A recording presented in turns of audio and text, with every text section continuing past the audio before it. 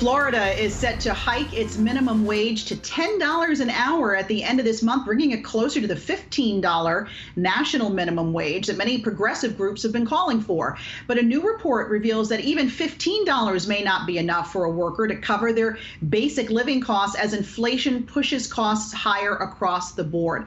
Aarthi Swaminathan here now has a story out about how minimum wage workers have been able to afford things like rent at this point. Aarthi? Hey, Alexis. Yeah, so basically we were trying to understand if $15 is enough, because in many states that we have seen more than $15, $16 in certain cities in California for minimum wage. But we found through this report by LendingTree that that's just not enough for people to rent a home.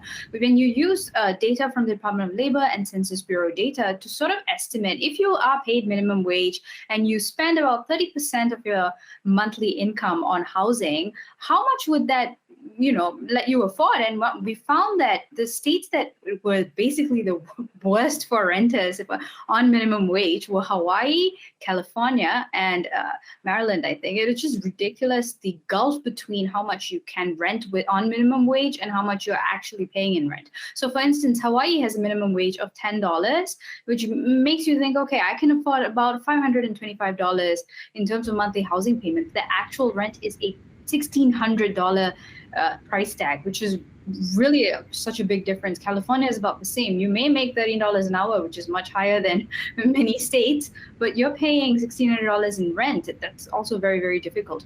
There are states, though, where renting is kind of affordable. That gulf is a little bit easier. So states like Arkansas and Maine, the minimum wage is about $11 and $12, but the difference between how much they could afford versus how much they're paying is less than, maybe $100, $200. Like for instance, in Arkansas, the median gross monthly rent is only $742, whereas the affordable monthly housing rate is basically $572.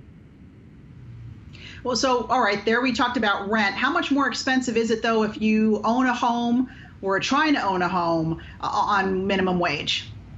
Yeah, it's a really good question, because this is even more expensive, right? In Arkansas and West Virginia and in New Mexico in particular, we saw that owning a home is a little bit kind of affordable, not really affordable. The median monthly housing cost for a homeowner with a mortgage in Arkansas is $1,000.